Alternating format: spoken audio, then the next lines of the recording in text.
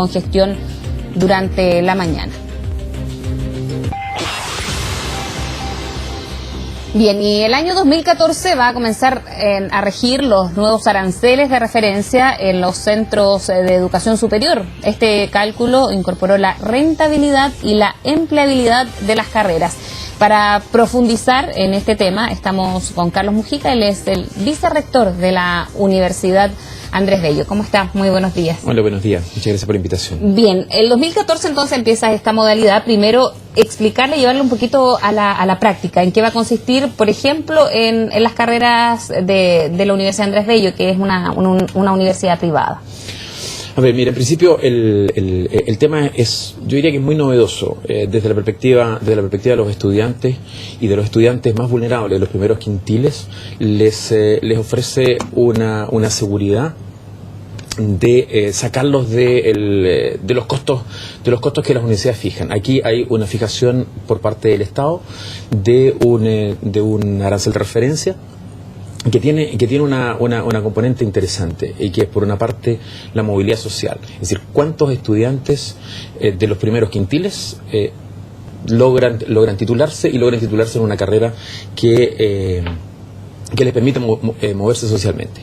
Pero por otra parte está el desafío para la institución también, y que es la tasa de deserción, la eficiencia en el fondo. ¿Cuántos de esos estudiantes que ingresan en los primeros años efectivamente se retienen, siguen estudiando y en definitiva se titulan?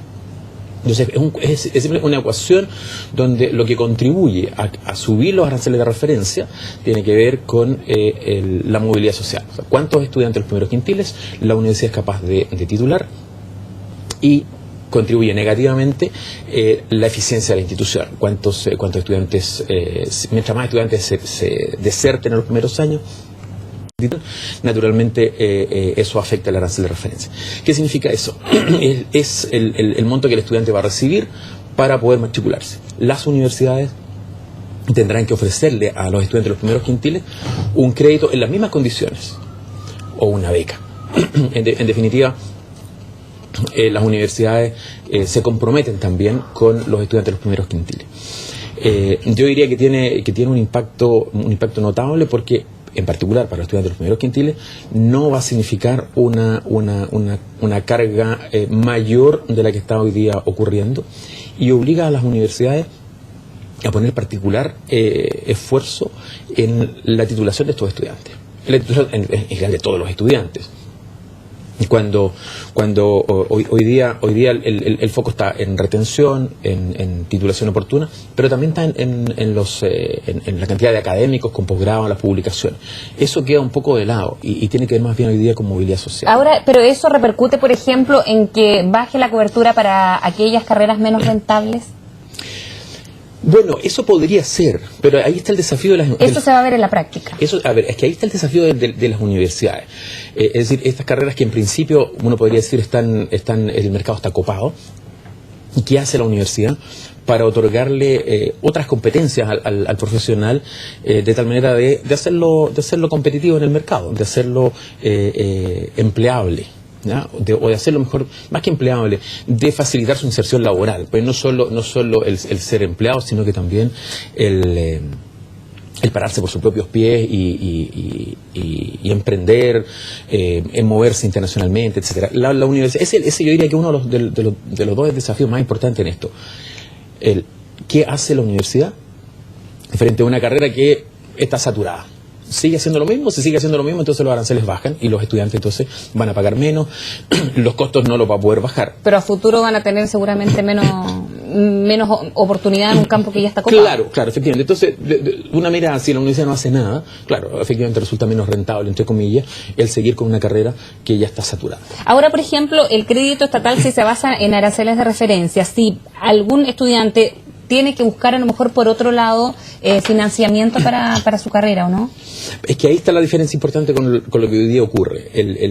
Las universidades se tienen que comprometer con ese cofinanciamiento para cubrir la brecha entre el arancel de referencia y lo que efectivamente cuesta la carrera, para los primeros dos quintiles y una parte para el tercer quintil.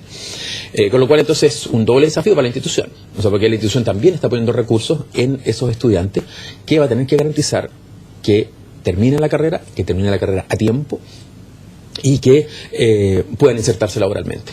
Ahora, vicerrector, sería bien importante saber su postura respecto a las becas. Cuando se presentó el presupuesto para el próximo año, el movimiento estudiantil no quedó muy conforme, sobre todo porque, claro, hay financiamiento para algunas cosas en educación, pero las becas quedarían un poquito en desmedro.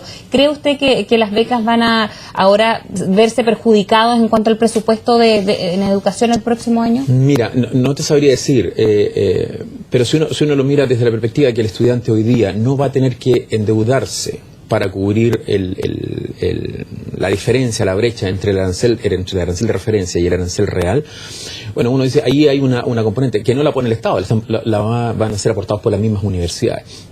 Entonces uno tendría que poner el total, digamos, de los aportes que van a estar dispuestos a los estudiantes, ya sea por el Estado y por las mismas instituciones. Claro, ocurre que las becas seguramente es algo más inmediato y por eso se quejan los estudiantes, porque no quedan endeudados, claro, es un punto súper positivo en la medida de verlo hacia el futuro, pero ¿qué pasa con el ahora, con las becas, con los estudiantes que están más vulnerables y que no pueden pagar el día a día en la educación? Mira, efectivamente, ese es un tema que no sé, probablemente de difícil solución por la cantidad de estudiantes que hoy día tenemos, por esta ampliación enorme de la cobertura.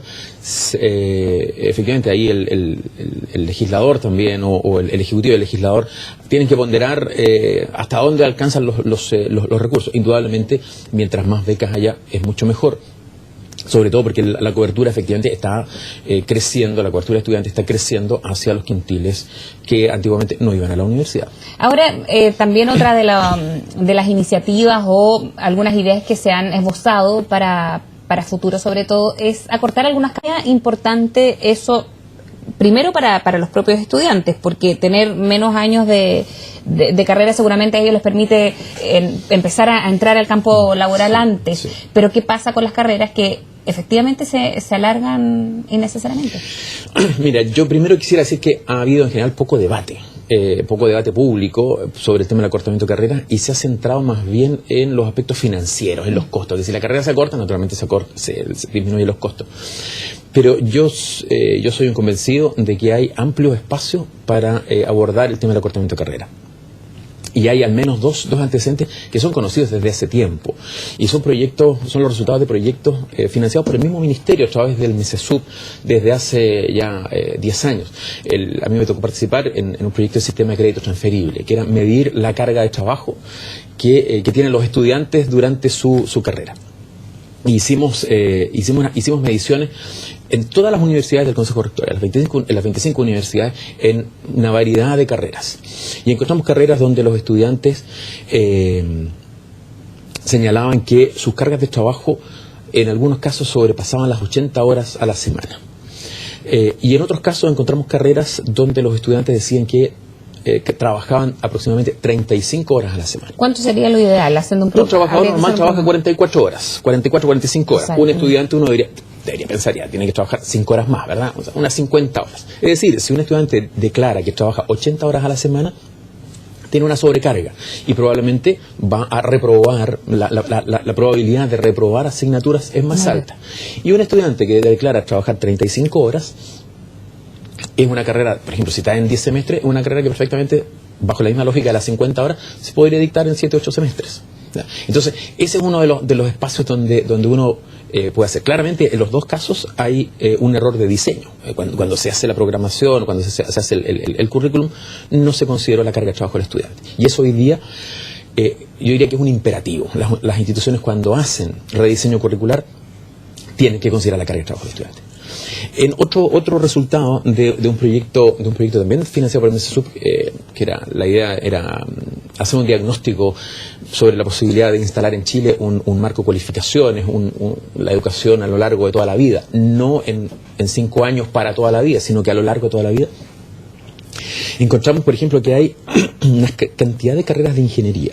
Hay carreras que llevan el nombre de ingeniería que son más de 450. Con nombres distintos, pero que llevan en alguna parte la palabra ingeniería, con perfiles distintos, con mallas distintas, de 12 años, de 10 años, de 9 años, de 8 años, con licenciatura, sin licenciatura.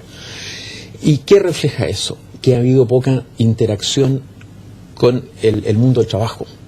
Porque si existe esa diversidad, refleja que efectivamente los colegios profesionales, el colegio de ingenieros, las empresas, los mismos egresados, los mismos ingenieros que están trabajando, han participado poco en estos procesos de levantar estas carreras. O sea, pero ¿esas carreras tienen campo laboral o son títulos como un poquito inventados? Son carreras que hoy día se ofrecen. Hoy día se ofrecen carreras, como digo, más de 450 nombres de por carreras eso, de ingeniería. Pero eso después tiene un campo laboral o tanta especialización de más de 400 es que ahí es donde viene el tema. ¿Por qué tanta especialización? O sea, es posible que tengamos un ingeniero de ejecución en algo con 2 menciones en 4 años y medio.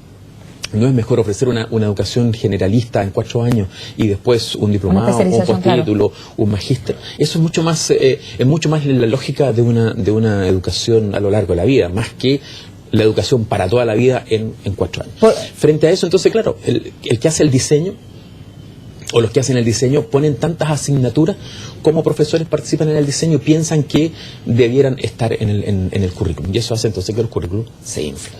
¿Por dónde pasaría entonces la responsabilidad de tener primero la discusión y lo otro de quién forman estos proyectos de carreras? Porque hay carreras más humanistas, por ejemplo, en un periodo periodismo decían que era una carrera relativamente barata para una universidad, ahora ya un poquito menos con la tecnología, claro. Pero ¿será tan necesario en la generalidad? ¿Por dónde va esa responsabilidad? Mira, yo diría que lo más importante es que las instituciones, los diseñadores curriculares, los jefes de carrera, decanos, directores de escuela, y los equipos que elaboran una carrera o que rediseñan una carrera, se vinculen con el mundo del trabajo, con lo que está ocurriendo de verdad. Y eso significa entrevistar a los egresados, entrevistar a los empleados, los colegios profesionales, qué es lo que está ocurriendo. Y eso se complementa, digamos, con la mirada académica, y el resultado entonces es un diseño aterrizado, pensado para el mundo, en un fondo, para los desafíos o para el desarrollo de las personas, de la sociedad y del mundo del trabajo. Hoy día nosotros tenemos, y eso está en el informe de la OECD del año 2008, ellos destacan que en particular en el mundo universitario hay poca vinculación con el entorno. Es una mirada más bien más interna, académica, más interna, más académica. Sí. Entonces, uno pone tantas asignaturas como uno crea que tienen que tener.